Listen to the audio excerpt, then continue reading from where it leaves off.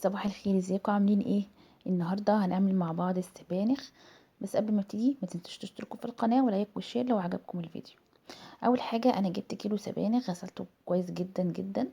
بعد كده بدات ان انا اقطعه بالشكل ده كده. هقطع السبانخ كلها بالاعواد بتاعتها، اقطعها زي ما انتم شايفين كده. تمام. طبعا بعد ما هقطعها هشطفها شطفه تانية وهحطها في مصفى علشان تتصفى زي ما هتشوفوا دلوقتي.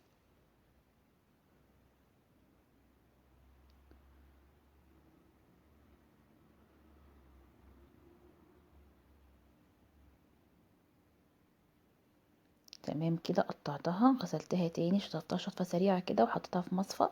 بعد كده هبتدي ان انا اجهز بقى الصلصه. قوطه وفلفلايه واحده بس، وبصلايه متقطعه كويس جدا ومحطوط عليها ملح وفلفل اسود، وكمان كام فص ثوم. تمام. هحط الاول معلقه سمنه كبيره في حله زي كده، وهبتدي ان انا اسيبها تسخن وهحط عليها البصله لحد ما البصله تحمر. هبدأ ان انا اعمل الصلصة، هحطهم في الخلاط، هحط القوطة والفلفل والثوم واضربهم كويس جدا. مجرد ما البصلة تاخد لون بالشكل ده هحط عليها الطماطم على طول. هسيبها بقى تتسبك. تمام. طبعا ما ننساش ان احنا نضيف ملح وفلفل اسود. نقلب كويس.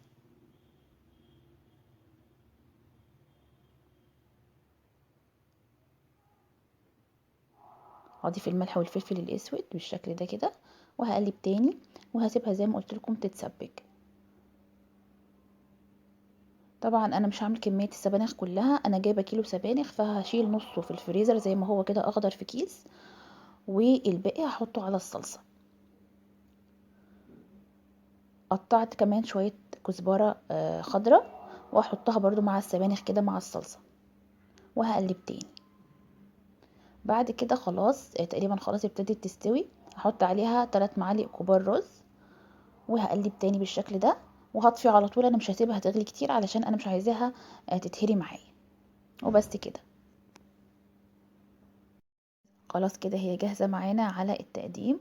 وبس كده، دي كانت وصفتي النهاردة. ما تنسوش تشتركوا في القناة وتفعلوا زر الجرس. وباي باي.